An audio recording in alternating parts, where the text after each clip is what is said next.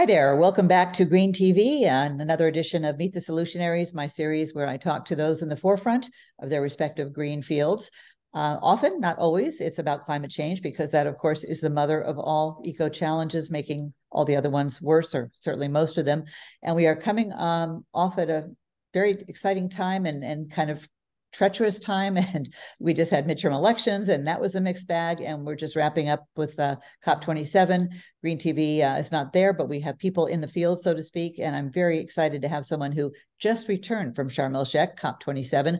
This is not his first rodeo. He is Dan Delurey, and we met on Clubhouse, the social media app, and all the rooms that he was either leading or in, I learned something. And I've been covering climate a lot. And so I decided Dan, knowing that he was there, would be a perfect person to do a debrief with. Just a little bit of background. He is a former electric utility and clean energy executive and founder of several coalitions focused on the intersection of energy and climate change.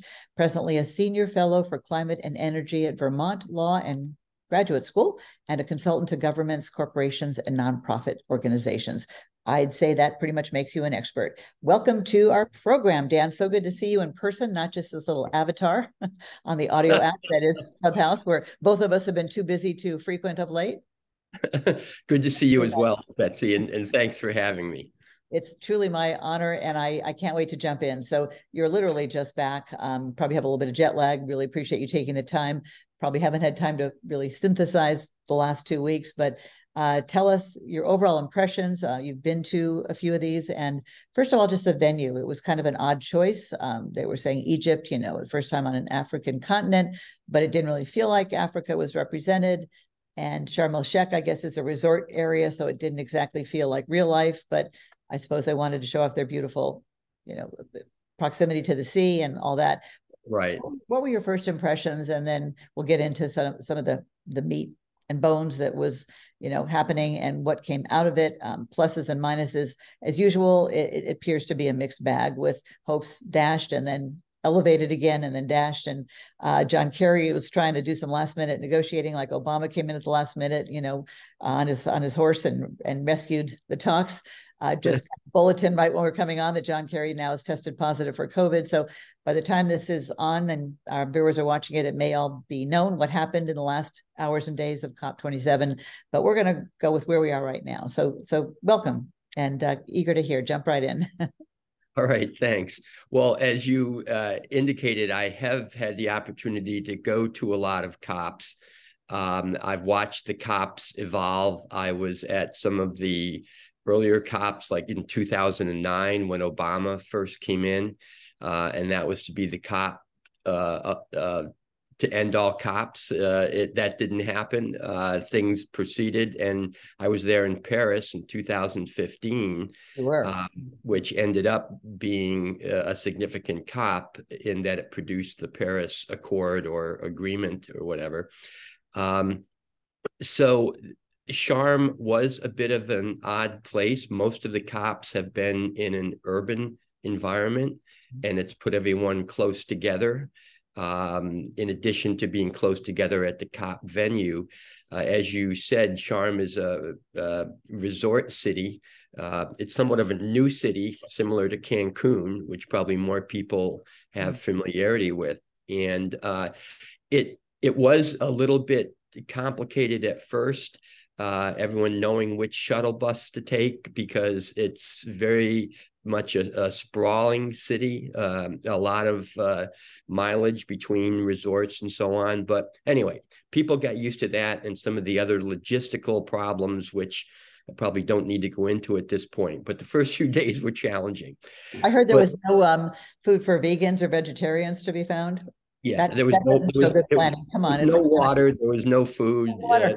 Who needs water?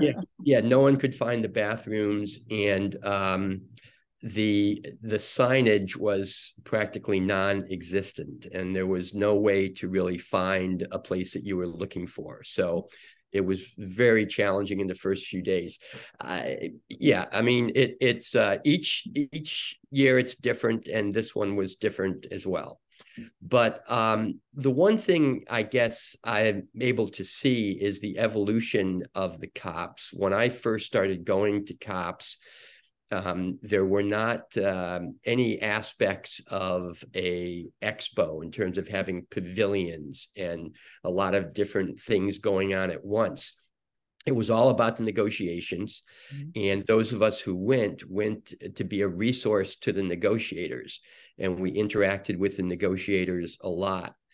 I think it was in 2015 in Paris, because there was such a buildup to that.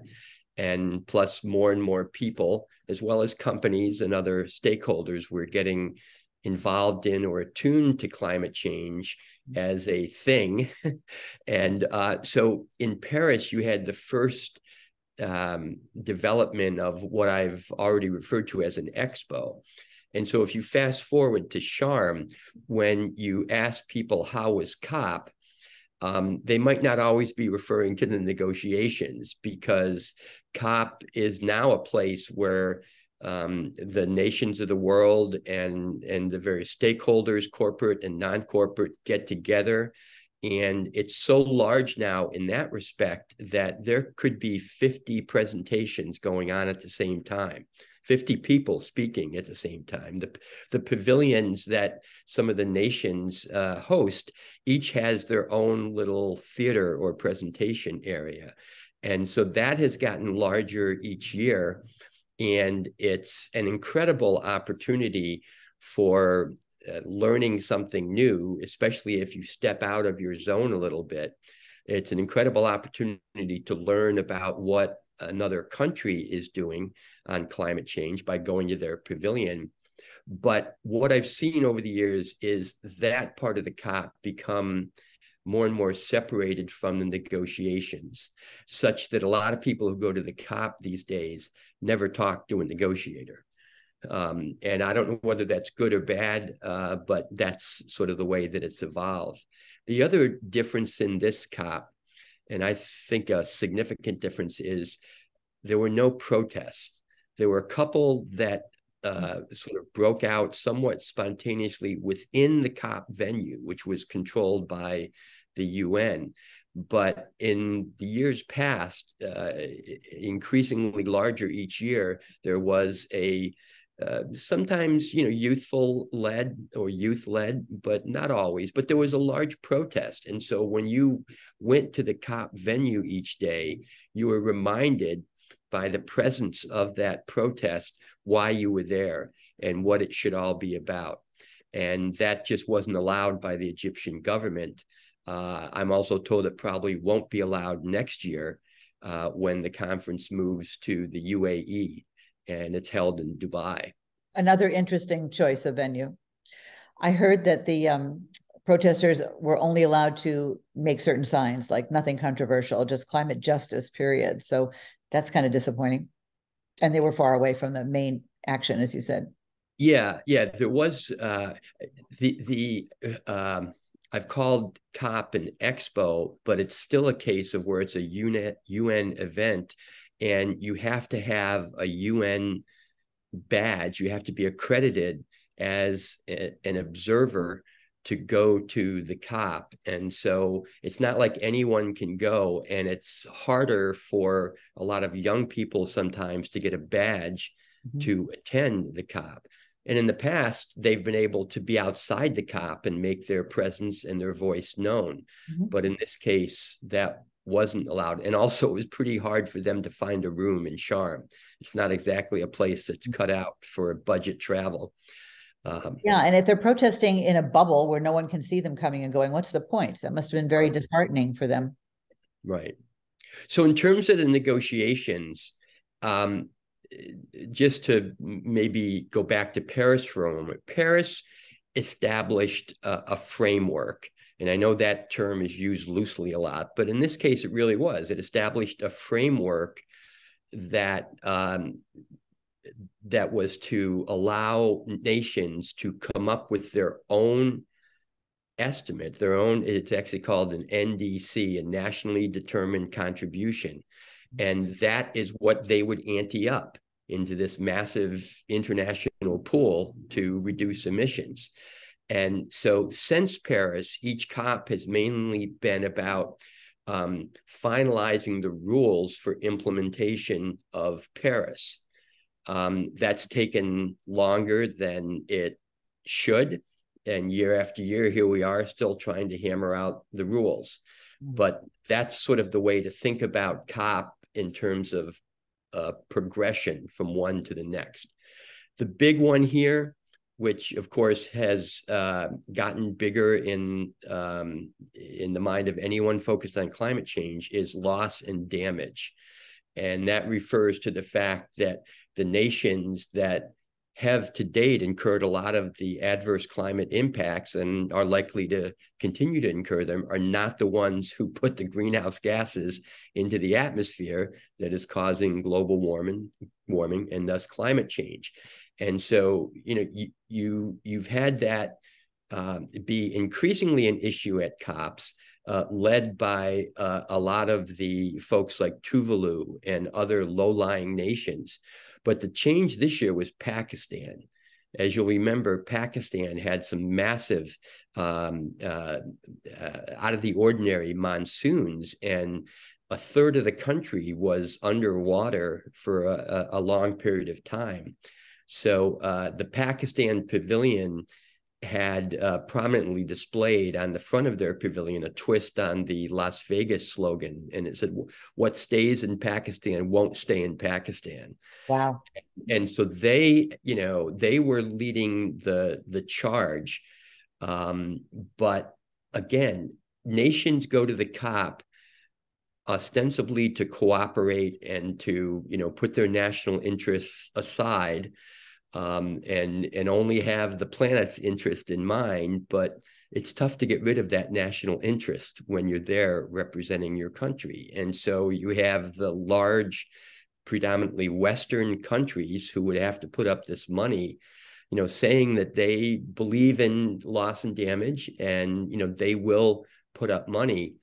But you have the EU saying in the last couple of days at COP saying, "Hey, what about China?" I've been around long enough to see China go from where it wasn't a major emitter, not one of the top ones. It was even considered a less developed country when COPs started, and it used to hang out with the truly small countries of the world. That. How many years ago was that, Dan? How many decades ago was that? Yeah, more than I'd like to admit to. But so now China likes to still cast itself as that type of country when it is clearly not. And so, that's a major factor. But so I think, you have to look at individual wins at COP, the fact that China and the US were brought back together by John Kerry. That's a positive. There has been progress on at least an admission of loss and damage. But, the bottom line is that at each COP, nations are supposed to crank up their NDC, how much they're going to reduce. And that's not happening. Not everybody came up with a new one in Glasgow last year, and not everyone came up with a new one this year. And so, and no one is meeting what they originally pledged. Perhaps that's why they did up the ante by just talking bigger, but not being able to meet. That the accountability is got to be the next stage. Yeah, I mean, back to loss and damage, there was a pledge by the wealthier countries a couple of COPs ago to put up $100 billion a year towards resilience and adaptation. But even that hasn't happened. Countries aren't doing that. So, I hate to be a downer on all of this, but it's not that COP is going to save the world. Especially, it still comes down to the major contributors, the major emitters. And I think, it's going to result in a lot of bilateral action that's really going to, make a difference, such as between the US and China. So I think the COP has its purpose, but I think people may have put too much weight onto the COP as a magic box that's going to, spit out some type of major agreement that translates into a major solution. To me, the best formula, magic formula, probably obviously too good to be true, would be to, instead of subsidizing all the fossil fuel companies, put that money into this pot that should absolutely go to developing countries to leapfrog over the dirtiest forms of energy production. And like, everyone complains about the fact that these subsidies and the profits are out of this world, like inconceivable, really obscene. And yet it seems like we can't do anything about that. And that is exactly where all the money is that should be going to repair loss and damage, and will continue to. Is that even something that was mentioned? Or like, why are we so unable to make something that is so needed and so obvious and just so wrong go in a better direction?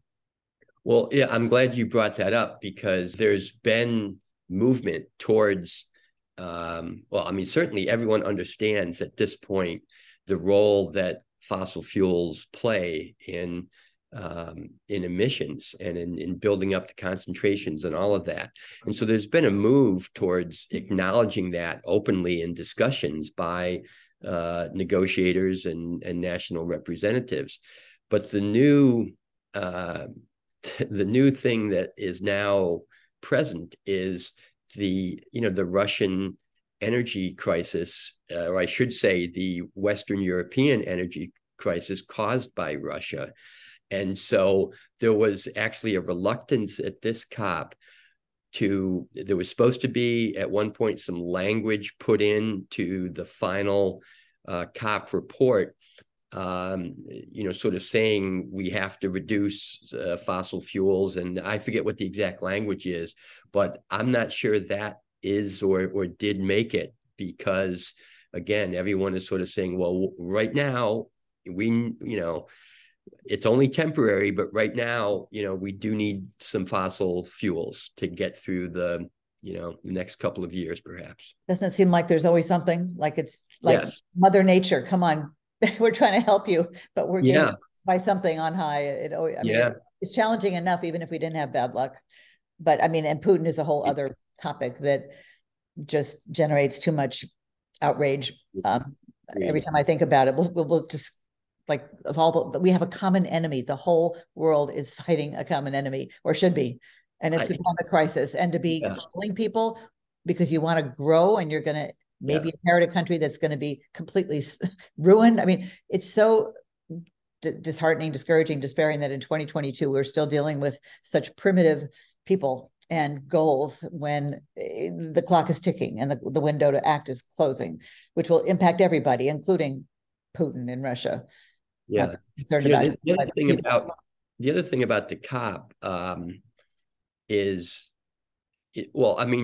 there is a process throughout the year that UN people work on or work through to try and make some progress between COPs. The idea is that you want to have something ready for your respective energy minister to approve. They don't start from a blank slate when they get there. But unfortunately, there's so much visibility and emphasis on the COP these days that people wait to get serious until they get to the COP.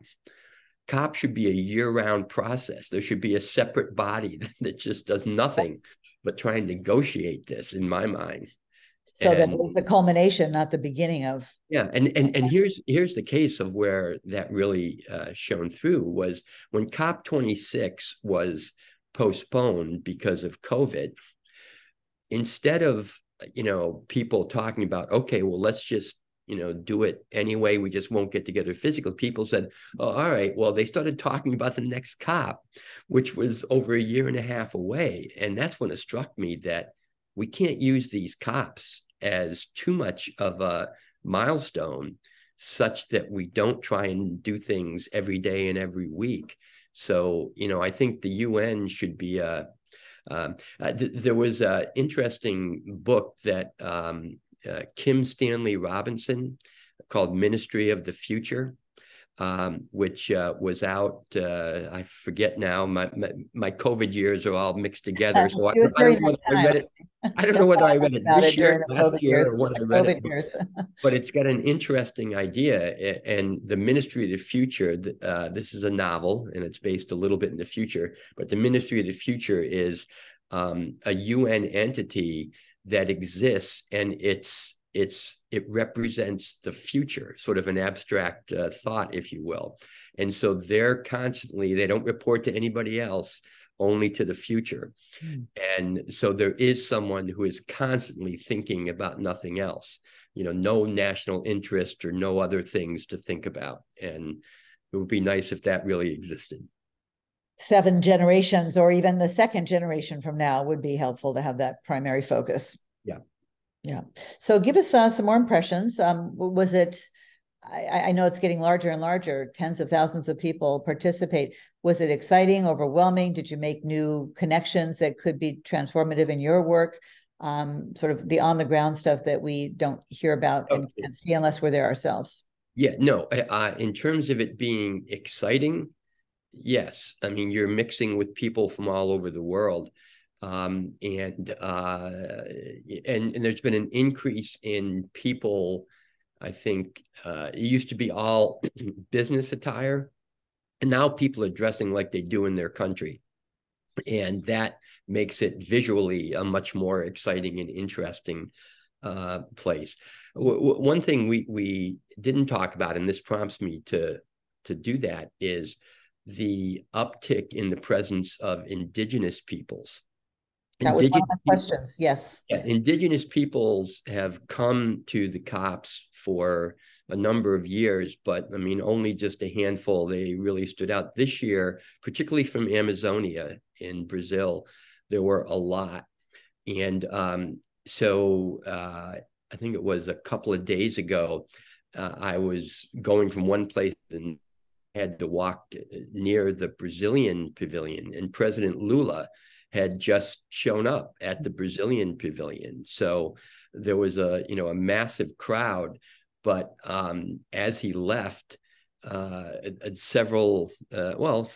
reasonable number of indigenous women from the Amazon started, chanting and singing and dancing. And it was, they were doing the Ole song, and from soccer, Ole, Ole, Ole. But then they went Lula, Lula. And so, well, he is a great green hope and great green light after Bolsonaro. Yeah, he is. And so that was evident in that sense. But I mean, at COP, I more than once have sat down at a table for lunch. You're just grabbing a sandwich or something. You sit down and you're sitting down with people from environmental and energy ministries from around the world, and you just have a fun chat. That and beyond fun, that must just be heartwarming, because those of us who have been toiling away at this issue, the biggest, the baddest of all, it sometimes can be quite lonely, especially during COVID, when we're, all doing our work alone and remotely. And to see so many people from around the world who care like we care, and everybody should everywhere, that must at least feel like, oh, my people, Right. No, there is that feeling. Yeah. The cavalry, right? As Al Gore called it. And it's growing. That's a good sign. And yet it's daunting, the challenges. And we would have, as I say, such an epic challenge. That's not even close to the word. Uphill battle, even without the political headwinds and, the BS, frankly, that's going on. And, already the Republicans who just won the House, they want to book Hunter Biden investigations, Joe Biden, Hunter Biden, like as if the planet isn't on freaking fire. Like nothing else to do but create problems when we have something that could end humanity. Certainly is going to increase suffering every day that we don't do something about it, everything about it.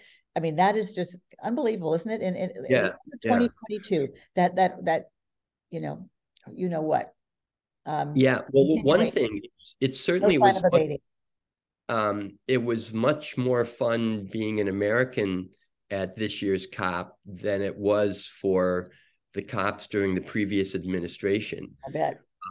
Because the people from the administration and President Biden himself, I mean, there was a whole different, you could feel it, the fact that we've finally appeared to have gotten our act together, and with the major legislation that's been enacted, it looks like we're anteing up and getting on track to back somewhere. in the game and back at the head of the pack as we should be. So that was world-class emitters along with China. Yeah, and so that was different because during the previous administration, there wasn't a lot that. I mean, the first year. By the way, have you heard he's running again? Oh joy! What could possibly go wrong? Yeah, the first year of the Trump administration, no one from the U.S. government basically went, and there was no U.S. center, no U.S. pavilion, and so a bunch of entities rented like one of these blow-up bubbles that you play tennis in during the winter. Yeah. And it was called We Are Still In, and that's where we had our meetings and so on. So, but again, that part was nice. Well, I would like to say how far we've come, but it seems like we're slipping back yet again, just in terms of American politics. And I don't know where Republicans think they're going to be living, eating, breathing, having children, looking their grandchildren in the face. I just don't get it. But we won't go off on that because there's other opportunities to do that. You're still fresh off the plane from so there was some good news. It seemed like the European Union was trying to propose some kind of fund that would help address loss and damage. Did that seem viable? Were people responding to that, or is that just another empty promise? Well, I think it was made in earnest, but as I mentioned earlier, it was made with the caveat that China is one of the contributors.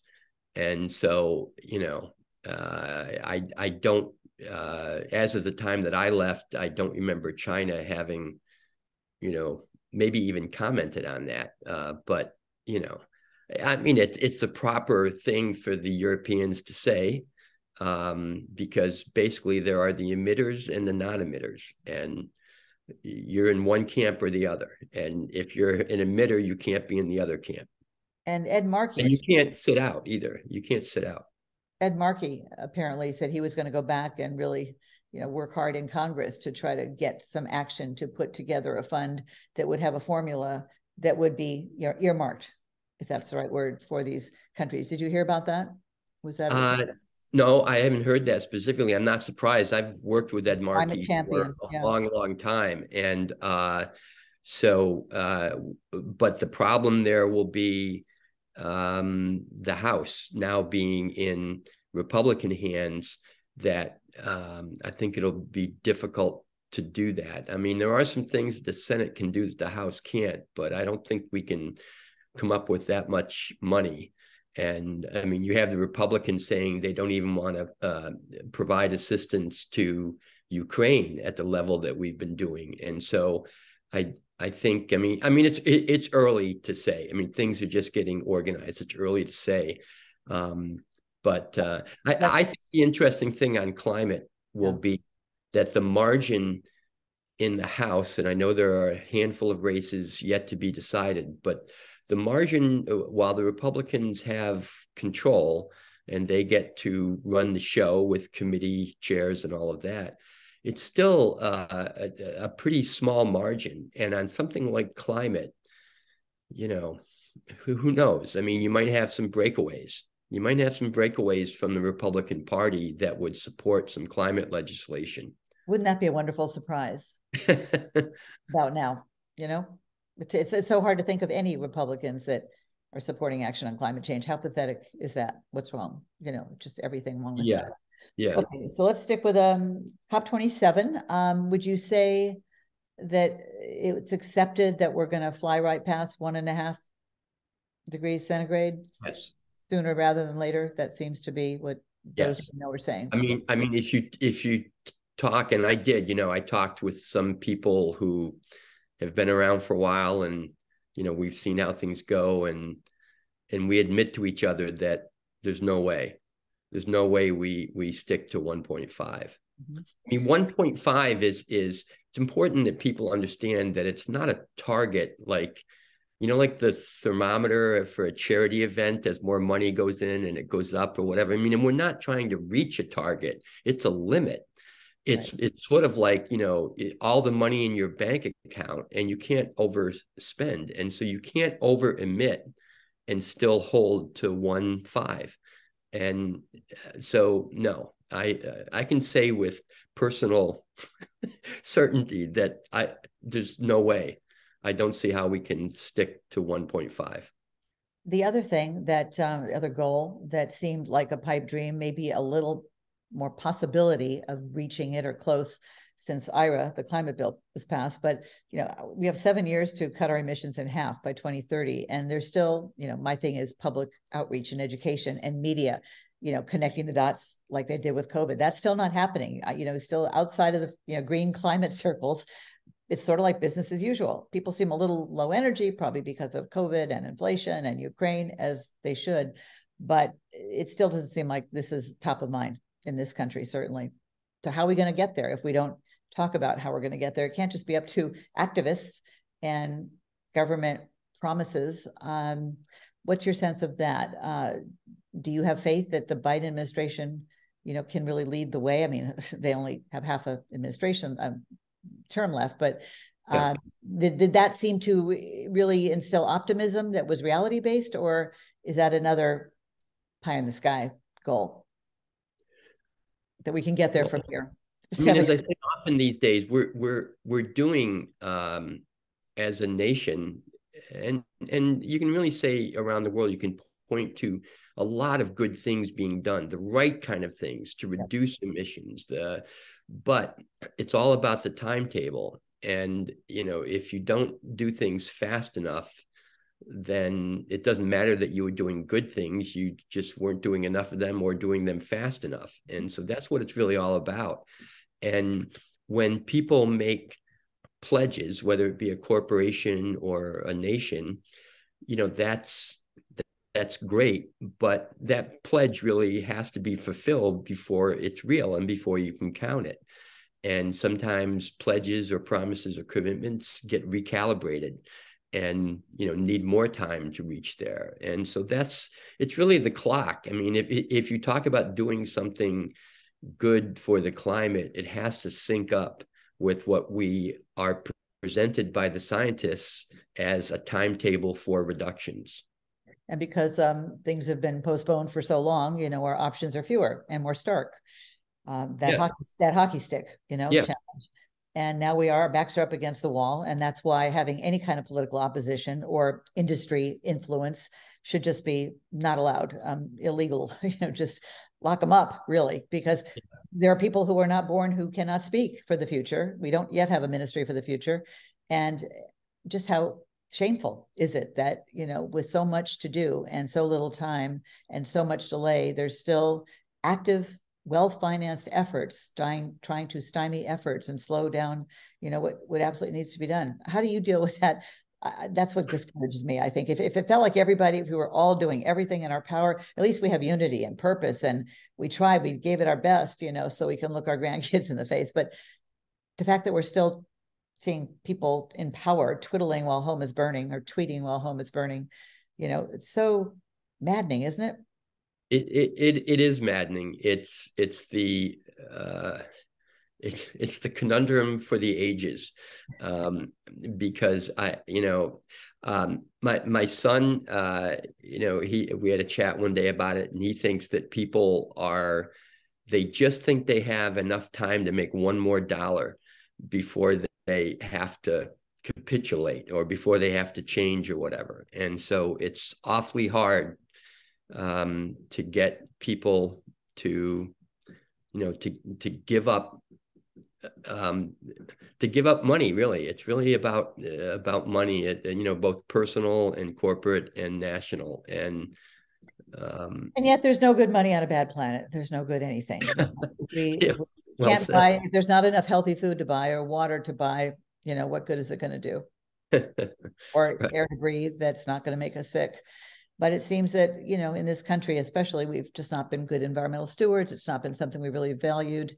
and yet it's not the environment, it's our environment. And that's what I think we have to get across to people. We have to make them want to care, to really feel the pain of losing nature, and the love that you feel for your children and grandchildren, if you have them, is so overwhelming that should be a pool of people that really do join us in this effort, right? Right. And many are, but not everybody, and it's not universal. And that's part of what we need, isn't it? More Oh, it people is. involved, average people, not people who It work. is. The polls, the opinion polls, how people feel and think about climate and what they support and so on, those are up. And that's all great. But, And it climate, factored in the midterm. It did factor into the midterm. yeah, it did. But I mean, climate is the kind of thing that you can't just think about it once in a while. It's kind of like something we need to think about.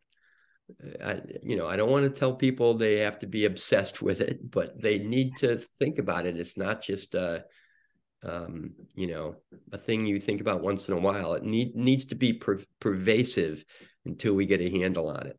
And that's what I say is that we need more people to think about it a lot more than we do. We who can't stop thinking about it, and we can get more sleep, and they can lose some sleep and get active. Like time to pass the torch. Come on, we held it up. We've tried to point it out. We've been screaming, shouting from the rooftops, and now time to get more people engaged in this. Or I just think that that's the missing piece is really engaging and educating and inspiring and motivating the public to en masse really take this on. And that's why we started Green TV, a little plug there, because mainstream media, while they're mentioning climate and even maybe doing a 2 or 3 minute story on it every now and then, I didn't see much coverage of COP at all. There's always something else more pressing to really connect the dots, like we did during the COVID emergency, like they did, and what a difference that made. And so we're trying to do that here at Green TV. And thank you for being one of the voices of wisdom and reason and experience, because you've been at this a while. So I guess, Dan, could talk to you all day, but probably should wrap up in a few minutes. What would you like to share that perhaps we've not touched on yet, be it, your immediate experience at COP27 or just overall view, pessimism, optimism? Leave our viewers with some food for thought or fuel for thought. Oh, I don't know. I mean, a couple of things. I'm always asked by people, well, what can I do? And sometimes they phrase it, well, what can I do? And sometimes they say, no, what can I do? It depends on their intonation sometimes. But I always, say to them, number one, and you just touched upon this a few moments ago, is you need to talk about it. I mean, it needs to be a topic that you bring up at dinner parties, you bring up Thanksgiving. Yeah, exactly. No, there's a very good one at Thanksgiving, and it's one that you need to talk to younger generations about, whether they're your own kids or other kids. Well, usually the younger generation, they bring it up to their parents, is often the case too. Yeah, but I find a lot of I find a lot of kids not doing that, and they actually are, but once you get them to talk about it, they open up a little bit. I don't know. I'm not a psychologist. I don't know exactly why that is. Although mentioning psychologists, I mean, the climate anxiety, I have a friend who works on that there's even a new specialty developing in the world of psychology dealing with climate anxiety for young people. Okay. But anyway, so one thing is to talk about it with each other. The other thing is to, make your personal contributions by, reducing the energy and the things that you have that use energy, like your vehicle and your home. I mean, that's important.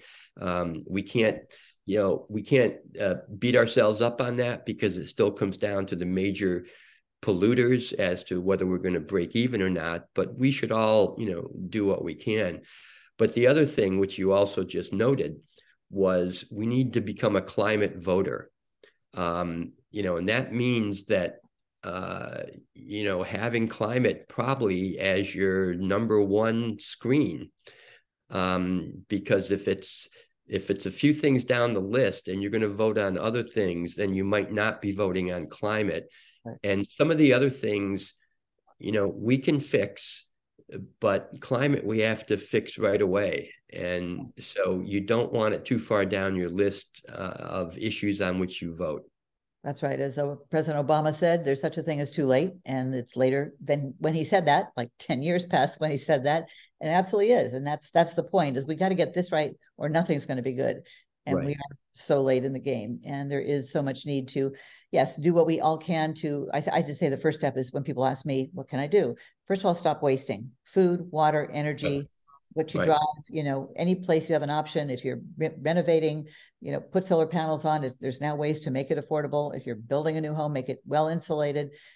There's a lot that people can do. I've got my little, green tips, even just something like a paper towel or napkin that people leave around on tables and don't use and throw them away, not realizing they're trees, and took a lot of chemicals to make them white, and I do napkin interventions when I see them sitting on a table about to be thrown away. I put them in my purse, and then when I'm in the car and I sneeze or something spills, I have it right there. I mean, that's a small thing, but it's trees that our kids are going to need, right? And it's just these things that just get tossed away mindlessly, and there is no way. And that's how that was my beginning of this 25 years ago. I hated waste, so I still do, started Trash Talk Minutes, just those little things that we need to just have more, awareness of in our daily lives. And speak up. I always say that too. Speak up. This is for all of us.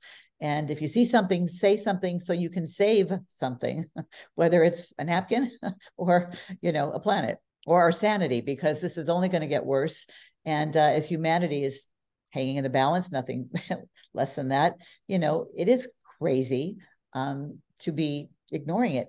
Just nothing gets better when you do that. And we all have our times that we have to check out, and we all have our, I'm in denial about a few things, probably my age and, how many years left, all that, but that just adds more urgency.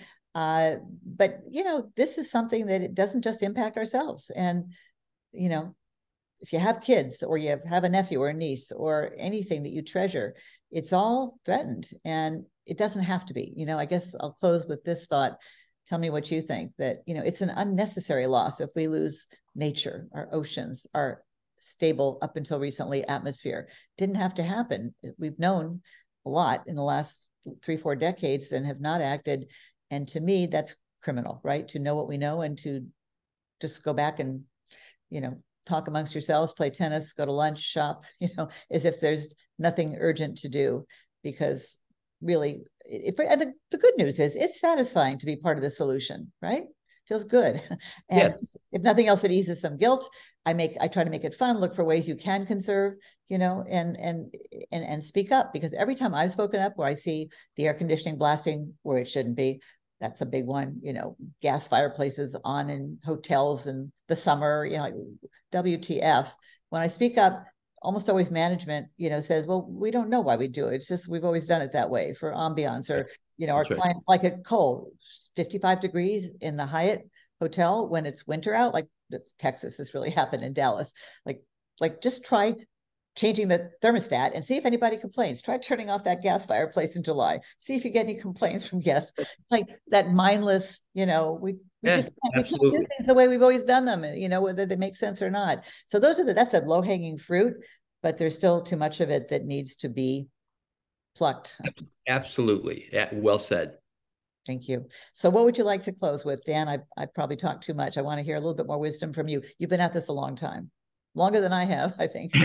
Well, no, I think the thing I want to say in closing is, and again, I'm picking up on something that you just said, is, thinking about the future, which I think about a lot. I mean, I have kids, but it's not just about my kids. It's about my brother and sister's kids and kids I, barely know. And so I always say that, the people in the future are not just people, they're our descendants. We are their, ancestors. They will refer to us as their ancestors. And your ancestors are supposed to have either preserved something or made something better for their descendants. And that's the situation we're in right now. And not to end on a negative note, but I would say rather an urgent note. It's not just off in the future. There are people, as we speak, starving in Somalia, in Nigeria, from drought. One out of 5 children in Somalia are hospitalized for starvation, I think is what I saw. Like this is happening right now. And if that doesn't create urgency and a sense of obligation, I don't know what kind of human beings we are. let's be the best ones we can be, right? This is it's a test of unmeasurable proportion, and I hope we pass it, or at least die trying. Thanks, Dan. Appreciate it. I hope you'll tell everybody you know about greentv.com. And when people say, what can I do, Dan? We focus on the solutions. And thank you for being one of the solutionaries. And we really want to expand our programming. And we need about 500 more subscribers to start live streaming, which will be a game changer for us. So please, you and everyone you know, everyone watching, go to our YouTube channel, greentv.com, subscribe. You'll get no spam. It costs nothing. If all goes well, you'll just be notified when we have new interviews on. And I'm the primary talent right now, but we absolutely are planning to add more hosts and topics, subject specific, have an oceans expert, clean tech, green biz, why not? And we just don't think there's anything more important. And we will only be making it worth our while, because we're all volunteering, year 25 for me, if we get enough people watching and really burst on the scene and get people talking. So that if you want to know what's going on with your weather, with your planet, go to Green TV, and we'll be live 24/7 soon. I hope we'll be a Green News Network, a GNN. So, I don't know what news is more important. That's why I started covering this beat. And it's certainly the most interesting and compelling beat out there. So whether I like it or not, I'm stuck on it. So get more people in. And I'm glad you are.